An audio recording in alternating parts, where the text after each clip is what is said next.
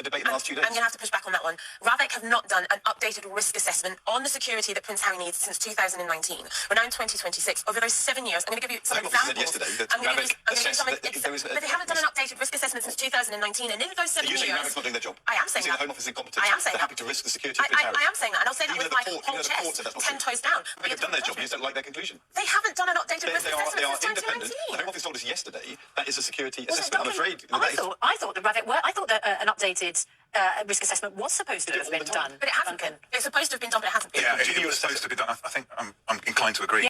Yes, you idiot. She is completely right. I hate when people be so just loud and wrong. Loud and wrong. He argued with her up and down, and it took the white guy to sit up and say, yes, she is right, for him to shut the hell up. And the only thing that I disagree with Afia about is that RAVIC is incompetent. No, they're very competent. Everything that looks like an accident or looks like a mistake, sometimes it's not a mistake. Sometimes it's very purposeful. And it is no mistake that there are some people who work in the royal household that is on this RAVIC committee. The real reason RAVIC has not done an up-to-date risk assessment for Harry is because they know, one, it's going to come back that his risk is very high. And two, if there is a risk, they are going to be forced to give him the protection, meaning Prince Harry will be in the UK more often than he is not at the current moment. And that means you will see how much you've been lied to, meaning the public of the UK, and how many people truly do love him and his wife. And because of that, that means Harry will be in the UK more often, and he's going to be doing more events and more duties and more charity work. And that is going to upstage every single last one of your so-called working royals. Hello, beautiful people, and welcome back to the channel. If you're part of the Sussex gang, you already know that on this channel we don't just follow headlines, we question them. We separate public relations from reality, noise from facts, and spin from substance. Today's conversation is one of those moments that deserves far more attention than it has received. Because what happened wasn't just another television debate. It exposed a question that has been hanging over Prince Harry's security battle for years. If a person's threat level changes over time, shouldn't the assessment protecting that person change too? That is the question I want us to think about today. Not because we're looking at this emotionally, but because common sense demands it. For years, we've heard commentators insist that Prince Harry lost his police protection because he stepped away from royal duties.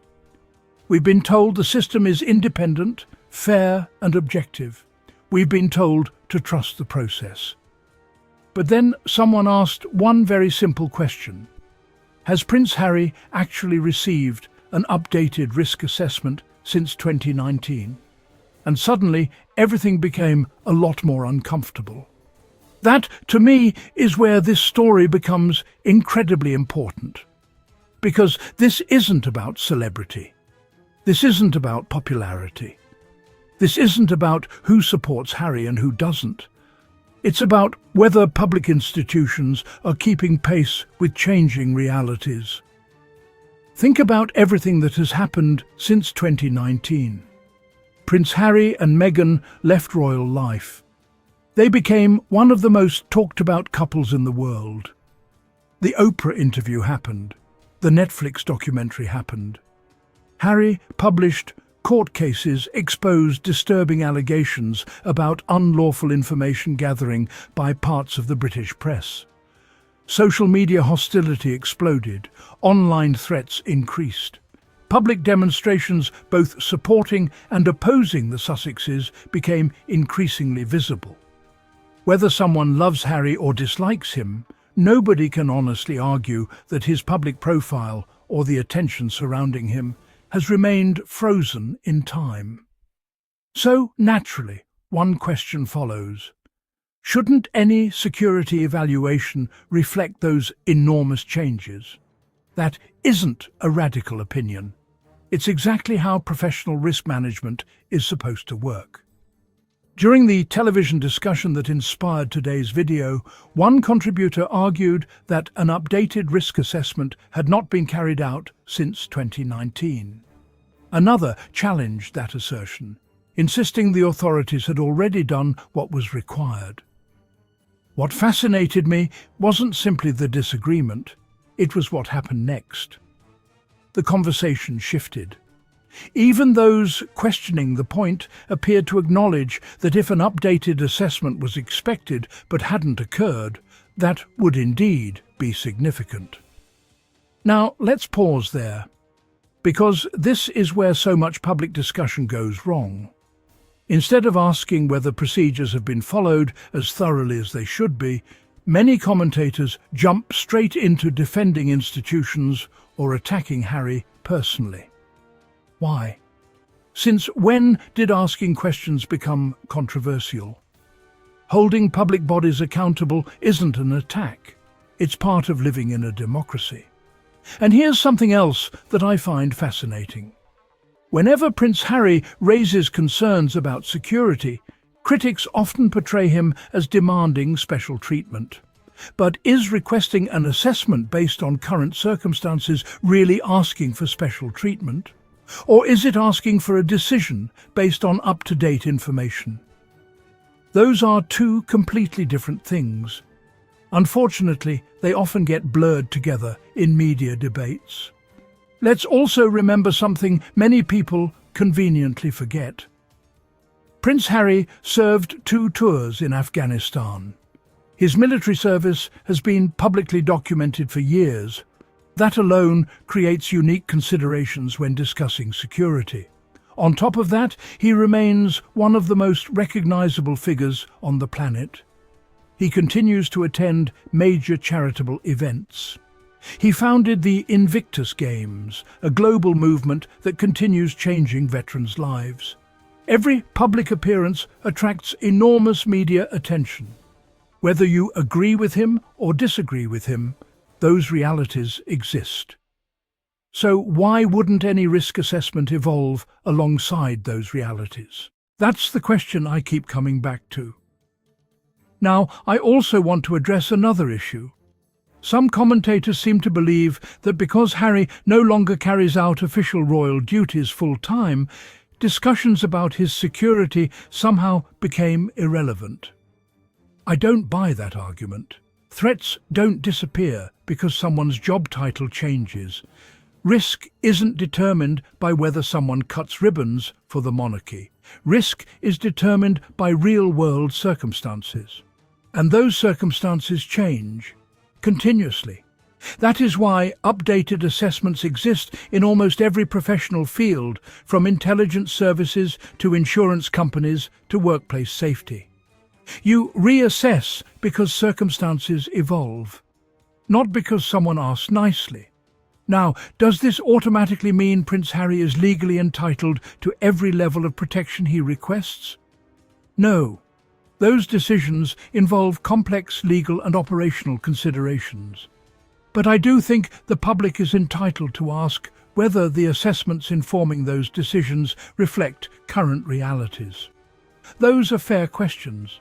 They're not conspiracy theories, they're not anti-monarchy, they're simply questions about process. And here's something I've noticed over the years.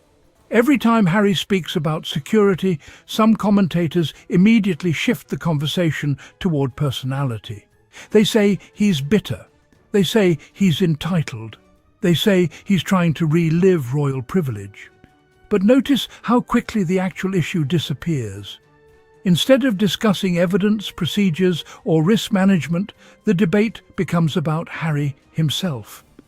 That is an incredibly effective way to distract from uncomfortable questions.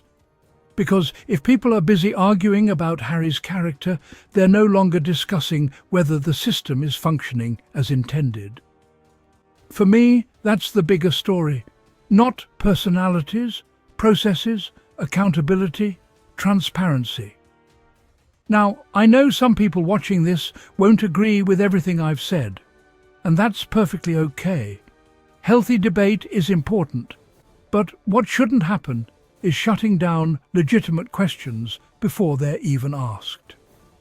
Public confidence in institutions grows when those institutions can demonstrate that their decisions are based on thorough, current assessments, not assumptions carried forward year after year. If an updated review has been conducted, clarity helps everyone understand the process. If people believe a review should have happened, it's reasonable for that concern to be discussed openly.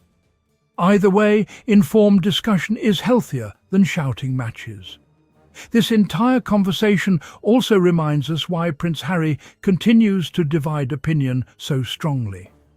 Some people see someone standing up for his family's safety. Others see someone challenging long-established systems. Whatever side people fall on, one thing is undeniable. His decisions continue forcing difficult conversations that many would rather avoid. And perhaps that's exactly why these debates become so heated. Because they're no longer just about one prince. They're about public trust, institutional accountability, and whether long-standing systems adapt when circumstances change. As always, I'd love to hear from our incredible Sussex gang. Do you believe enough transparency exists around how these security decisions are made? Do you think public institutions should regularly revisit high-profile security assessments when circumstances change? Or do you think the existing process already answers those concerns? Let's keep the conversation respectful, thoughtful, and evidence-based. If you enjoyed today's analysis, don't forget to like this video, subscribe if you're new, and join our growing Sussex Gang family. Your support helps this channel continue bringing thoughtful commentary that looks beyond the headlines. And if you'd like to support the channel even further, you can always use the Super Thanks feature. Every contribution helps us continue creating independent content that asks the questions many others won't. Until next time, stay informed, stay curious, and remember, sometimes the biggest story isn't what's being said. It's the question that still hasn't been fully answered.